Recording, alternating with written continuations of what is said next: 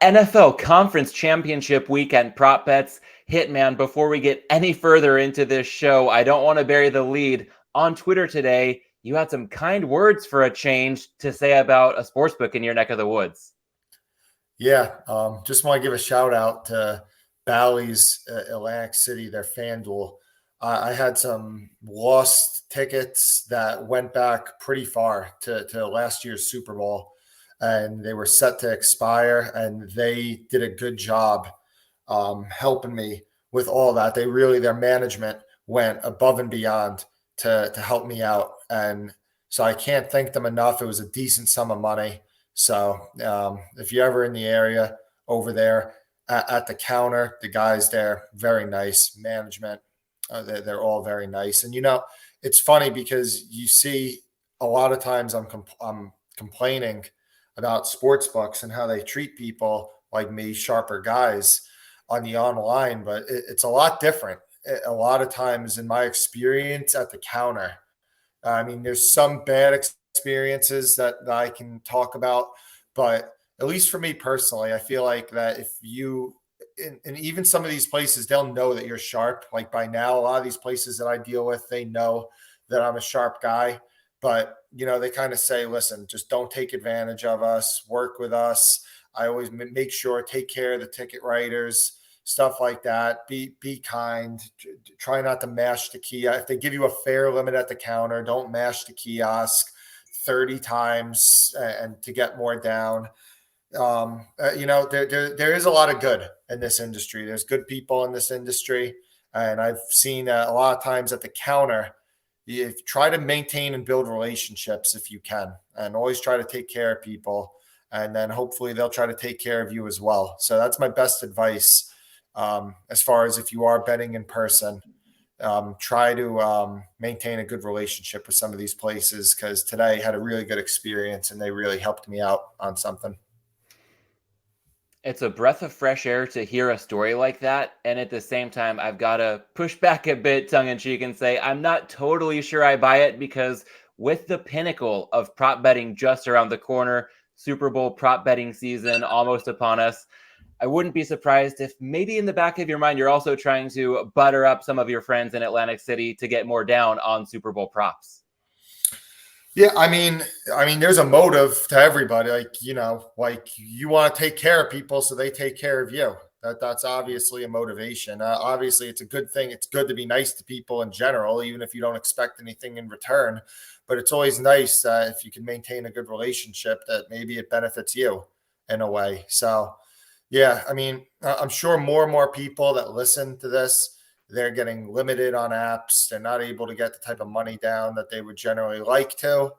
And obviously, not a lot of people have the benefit of having counter sports books near them where they can get more down. But if you do, I just always say best advice is try to be nice to people and try to maintain a good relationship. Don't try to be adversarial, because there are ways that you can maintain a good relationship and hopefully it benefits you. That reminds me of the first time I had you on this show. I recall asking you what your advice would be to up and coming bettors. And you mentioned for people when it came to networking to not just reach out and try to get value from others, but to add value yourself and make it a two-way street. And in this case, just taking care of people, even if it's just being a kind and decent person, it can be surprising how far that can go once we get out of the bubble of gambling Twitter and get some face-to-face interaction. So I think it kind of connects that whole sphere of networking. And even when it comes to networking with the other side of the counter, doesn't always have to be adversarial, as long as you're providing value and you're getting some value back in return. Now, Hitman, speaking of trying to find value, I want to make sure that we get into these two pretty compelling conference championship matchups. First up on Sunday, San Francisco at Philadelphia. And not much of a preamble for me on this one. Just curious to hear what your thoughts are at this moment as we're recording Thursday evening. I really don't have a strong opinion on the side. If there are some threes that come out on San Francisco, I'm interested in them, but I'm not like crazy. Oh my God, I got to bet this. And I don't even know if I will end up betting personally, because I was able to get a 3.5 at -125 on the opener. Bet Online was taking very good limits. They were taking 5K on that. And then that is added on to the fact that I have teasers with San Francisco and Kansas City from when they were a dog. And then I have a pretty decent amount on San Francisco futures, as I was pretty high on them after the McCaffrey trade, that they were going to be one of the top teams. So I have a big risk on San Francisco related stuff this week. So I don't anticipate me adding much more to that. As far as the props go, I'm looking to see right now the lines with Miles Sanders, his rush yards. I bet that at 57.5, 56.5 rushing yards. That number's moved to where it's unplayable. But the rushing attempts at I'm seeing under 13.5 plus 105 at one shop. And at some others, I'm seeing some juiced 14.5s. At under 13.5 plus money, plus 100 or better, I think that that's a decent look. One thing about the Eagles is they're very game plan specific. They look to attack opponents' weaknesses. And you got to see when they faced some really good run defenses earlier this year, they faced the Titans and they faced Washington. They had a super high pass rate in those games.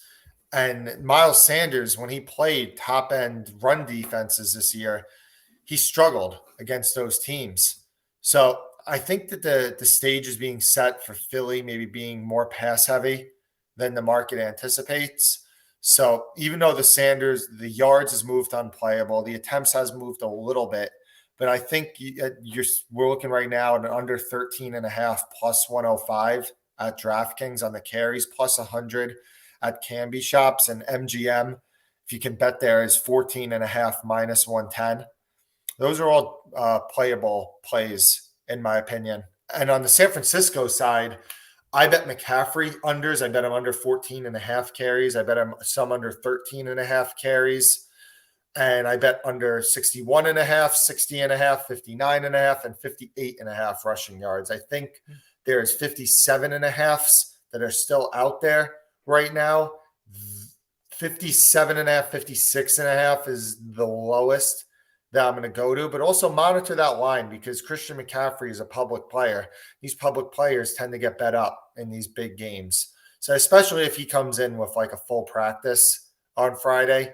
But I think that his injury right now, it's not a non-issue. I don't think it's like debilitating or anything, but I don't believe that it's a non-issue right now for the 49ers. And I think that ending that happened last week pretty much showed us that McCaffrey was really in on the true pass downs in the fourth quarter, and Mitchell was getting a lot of the work, and it was still a one-score game at that point. So I'm fading two of the two top running backs in this game. And speaking of McCaffrey, also a part of Brock Purdy's supporting cast, Elijah Mitchell also seems to be nursing an injury, as well as Deebo Samuel. And that's led me to get thinking that a lot of what Purdy's done with his impeccable record and glowing stats since he took over as the starter has been leaning on such a good supporting cast, such a good game planner in Kyle Shanahan. And in this case, I know that you touched on it. We can expect for sure McCaffrey, Mitchell, Deebo, everybody's going to be on the field here, but it's not necessarily a non-issue. And it's gotten me thinking about Purdy, yes, to throw an interception or over half an interception, depending on the wording at a sports book. I know Purdy's only thrown 3 interceptions in 8 games since replacing Jimmy G, but just based on the eye test, it feels like he's playing with fire. I mean, my best guess is that if there's a stat out there on turnover-worthy plays and how often they actually convert to turnovers, Purdy's been remarkably fortunate here. Also, maybe the dynamic of a free roll on game script, with this being a rare case of Purdy under center as a clear underdog in this type of environment. It is a little bit juicy. I'm seeing the yes in the range of minus 150 to minus 155. If I'm just to guess a true probability, I feel like it's probably got to be closer to minus 200. If the Eagles defenders can just hold on to the ball when it seems like at least once or twice, I expect them to get their hands on it. Hitman, any thought as to the odds of Purdy throwing an interception in this matchup? I like your handicap. I think it makes total sense, but it just kind of caught me off guard because it's not a market that I pay a ton of attention to. typically. So I just don't have as accurate of an idea of what it should be priced as I would on other props. But I will say that the logic does make sense. Sounds good. So that's something we can definitely keep in mind. And it sounds like more conviction with what is still playable when it comes to under rushing attempts for both Miles Sanders and Christian McCaffrey. Moving on to the AFC Championship game, a rematch of what we saw last year, Cincinnati at Kansas City. Hitman, again, don't want to belabor the point with a big preamble, want to get it right to you as the pro here. What's your approach looking like for this big Bengals-Chiefs matchup? I have a lot of money on some pro Kansas City stuff. I have some Kansas City futures that I bet before the Bengals played Buffalo. Circa was dealing a Kansas City plus 125 to win the AFC. So I have that in my portfolio. And I have Kansas City teasers from when they were 1.5 point dogs. I have the over 47 in the game. And I have a lot of Patrick Mahomes props in this game to the over. So without going into specifics of what I'm hearing with Mahomes, I think that he is healthier than the market is anticipating. Now, is he 100% healthy? No. What do I think this line would have been if he was 100% healthy? I think that it probably would have been Kansas City -3.5, -4-ish. What do I think the line should be based off his health? I think I can maybe get to like Kansas City, like -2.75, 2.5. So I thought the Kansas City as a dog had value. And remember, these prop numbers were really low for Mahomes. I mean, his numbers where his pass yards was typically around like 310 recently, and his completions was in the 26.5 range. And the prop numbers came in at 24.5, and they came in at 270.5. And looking at the current market, I mean, I'm seeing FanDuel of 282.5, 365, 279.5, MGM 285.5. I think those are all playable on the pass yards. The completions has moved a little bit to where I played over 24.5. I would bet 25.5, but I'm seeing some plus 100 out there at DraftKings. That would be playable, but that's probably all I would go to on this. And I kind of like the completions more at first because what can you theoretically see? If he's banged up, more screens, more short passes, more three-step drops.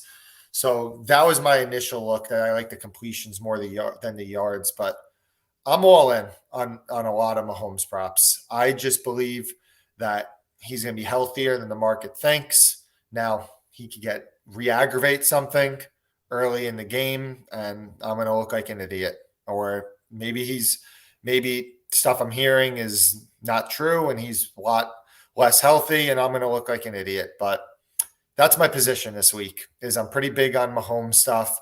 And one thing also with the passing numbers is these quarterbacks they get a big boost in the rushing department in the playoffs typically. Well, Mahomes is going to get a downgrade in rushing. He's probably not going to run much. We're not even going to see a rushing number in all likelihood on him. So, that's maybe 2 more pass attempts that he has that normally would have been runs. Doesn't sound like a lot, but it is a lot as far as percentage points go in winning and losing. So I like the Mahomes overs this week. Love the analysis. It's almost as if you're reading my own notes that I had jotted down before we started recording, because I figured we might see some quick releases. The Chiefs may be erring on the side of efficiency over explosiveness, that possibly leading to some long drives. So I already had it queued up to ask you about completions over. And I love that angle on pass yards also may be benefiting from a rushing yardage number that we're not going to see. But if that means 1 or 2 more passing attempts, then value on both fronts, both completions and pass yards for Mahomes. And related to his injury, I know it sounds like the reports have been about as positive as I could fathom, given what we saw on Saturday afternoon. But I was wondering if there might be some value on something like sacks over in this one. It's lined at 4.5, and it's gotten some steam, but I'm still seeing it in the range of -125. a lot of what Mahomes does, not just rushing yards beyond the line of scrimmage, but avoiding sacks, his elusiveness behind the line and his ability to extend plays. As good as the reports have been, that's probably going to be compromised to some extent. And with Joe Burrow, I know he's getting the ball out quickly recently, but we've seen a track record for him not being afraid to take sacks. And sometimes it seems like he might take sacks rather than putting the ball at risk and potentially turn it over with an interception. Also, the Bengals' offensive line reserves looked really good in Buffalo, much better than most of the market anticipated. But I feel like they weren't tested in the same way that they probably will be on Sunday at Arrowhead. So any thought, Hitman, considering both of these quarterbacks, especially with Mahomes' injury status, on any consideration to sacks in the game over 4.5? It's funny. I've looked at that. I've stared at that actually and thought about betting it. So I haven't bet it yet, but it's something I've definitely been thinking about. And the only thing that scares me a little bit is that theoretically you could see a world where Mahomes is throwing very quickly. And Joe Burrow, we know that his release time is one of the shortest release times in the league. He throws very quickly. So that's like the counter argument towards it. But the sacks in this game, the sacks were 5.5 at a lot of places last week when Buffalo played Cincinnati. And I think that Kansas City is probably going to get a lot more pressure on Burrow than the Buffalo Bills were getting. So it's a little bit of a discount on the price. Obviously, Mahomes is far less mobile than Josh Allen is, considering the injury. So, yeah, I mean, it's something I've been thinking about, and it might end up being in my bet portfolio by the time we get to Sunday. All right. Well, thinking about what is in the bet portfolio that we can lock in for show purposes, it sounds like a little bit of fading McCaffrey, fading Miles Sanders, banking big time on Patrick Mahomes. What would you like to go ahead and lock in for the Props and Hops Conference Championship weekend portfolio? Probably my favorite play, Mahomes over 282.5 pass yards. That's available at FanDuel. Few yards higher, some other spots. That's fine. And if you have access to an MGM account, a little bonus, the over completions is still 24.5 minus 110 there. And I think that that's a really good bet. And that would be my favorite bet if that was widely available. So Patrick Mahomes over pass yards would be my favorite play of this week.